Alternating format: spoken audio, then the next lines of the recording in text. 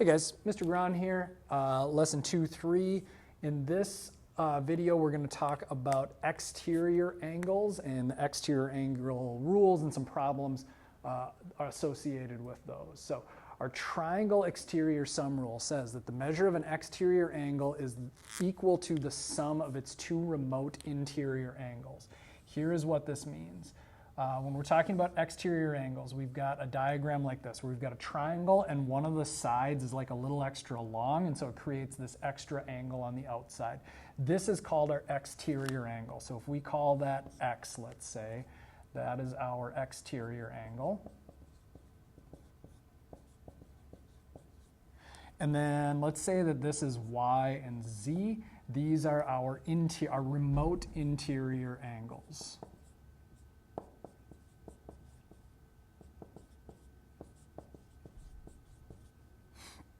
All right, now what the triangle exterior sum rule says is that this x is the sum of y and z. So if I wanted to know what this was, I would do y plus z equals x, right?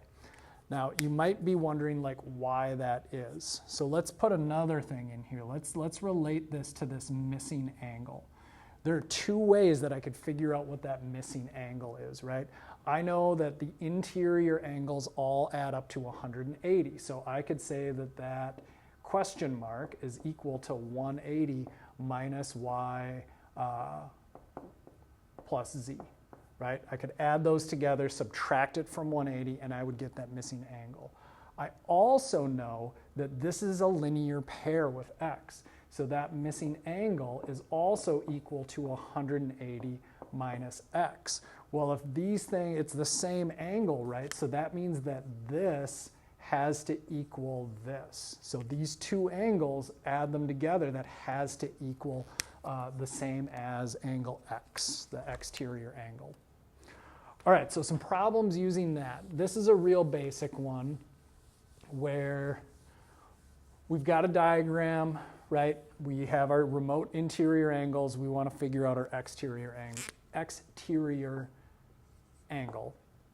All I have to do is add those together, right? 45 plus 75, and that is what, 120 degrees.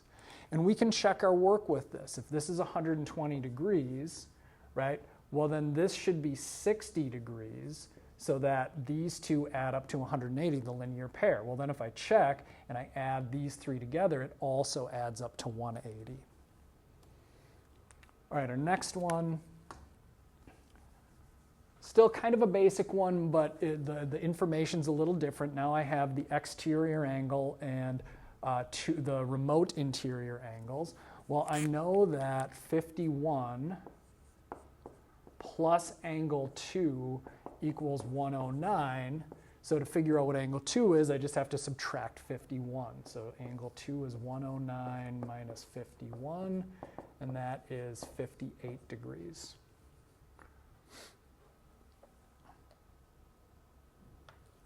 All right, a little more complicated diagram. Now we have to think about some of our previous relationships, things like interior angles, exterior angles, stuff like that, vertical angles and whatnot. So looking at this is a transversal problem because we've got two parallel lines, right? I've got the little arrows here and here that say that these two lines are parallel, right? So we need to figure out x, y, and z. Now we don't necessarily have to do these in order, so let's see what makes the most sense. I think y should be one of the easier ones because it is right across from that 66 degree angle. These are vertical angles, and so I know that y is also equal to 66 degrees. Let's see, what can I do with that information? Now I've got this one is 66.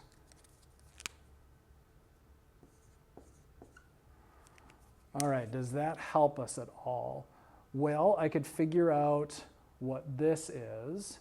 I could also figure out what this is. Is there anything I could figure out over here on the other side of the transversal? Well, if I think about this as a single transversal, I kind of like imagine, let's get rid of this line.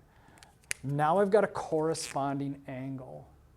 So this kind of plus sign and this one, this makes two corresponding angles. I've got 66 here. That means this one over here is also 66. Now that isn't x or y, but that gets me a little bit closer to x, because now if I look at this, I know that all three of these have to add up to 180 because they form a straight line.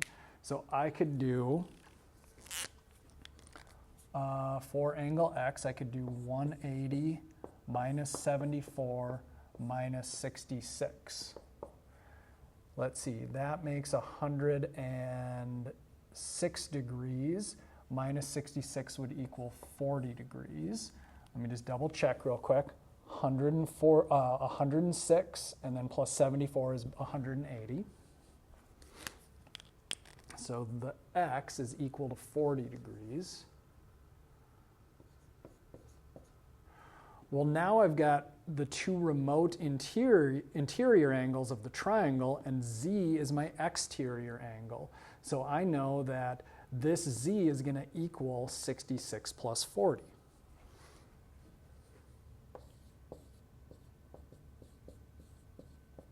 To equal 106 degrees. Now, are there other ways we could have done that? Sure, there might even be a way that was a little bit quicker that you guys thought of.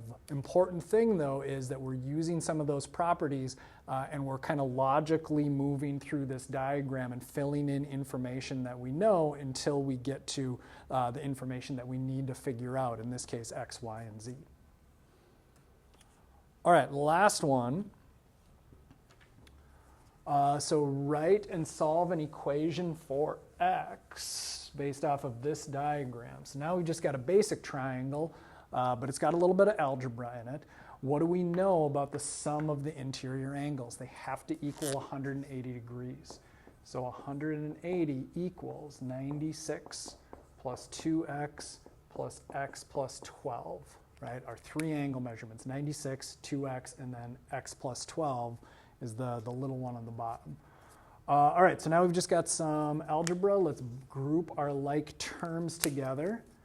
So we've got 180, 2x plus x is 3x, 96 plus 12 is 108. And now we can solve this.